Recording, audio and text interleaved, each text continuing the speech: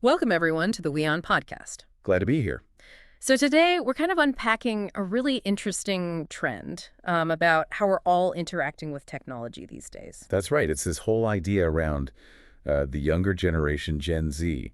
Right. We think of them as total digital natives, right? Absolutely. Born with a smartphone in hand, practically. Well, yeah, but there's this growing question, maybe a concern from some experts, about whether they're actually as proficient with traditional computer keyboards. As previous generations, you mean? That feels counterintuitive. It does a bit. Yeah. But the core idea we're exploring is, are they maybe less comfortable with physical keyboards because they spend so much time on touchscreens? Okay, yeah, I see where this is going. So the focus is really on those concerns and what the actual data might be showing us. Precisely. Because it's easy to assume, but the reality might be, well, a bit different. The sheer amount of time spent on mobile devices, maybe 6 hours a day. 6 hours, wow. That's got to shift things, right? Practice makes perfect, or at least proficient. And if the practice is all on glass. Then keyboard skills might not develop in the same way. Makes sense.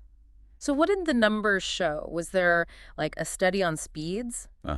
There was one from a few years back, 2019, I think. It found the average typing speed on a physical keyboard was around 52 words per minute. Okay, 52. And phones. Lower.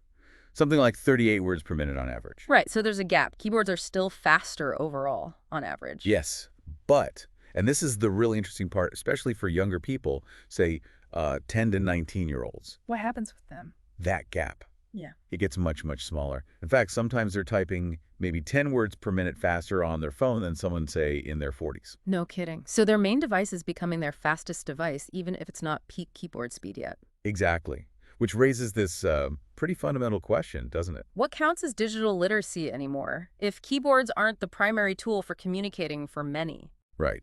Does that high-speed touch typing skill remain, essential, like we always thought? Or is proficiency just about mastering whatever tool is dominant? Touch, voice, whatever's next. We might need to redefine the term. It sort of forces us to think about what skills matter now. And how quickly that can change. It has implications for, well, everything. Education, software design, jobs. It really makes you pause and think about your own digital habits, doesn't it? How much are you using a keyboard versus a screen day to day? Yeah, and how does that shape what you think is an essential skill? It's a fascinating shift. It highlights how quickly these fundamental interactions evolve. Definitely challenges assumptions about what skills the next generation has or even needs in the same way. So maybe the question isn't just can they type, but is the very definition of digital literacy itself changing, something to mull over. It certainly is. The landscape is definitely shifting. Well, that's all we have time for on this deep dive. Stay tuned for more such intriguing stories to come.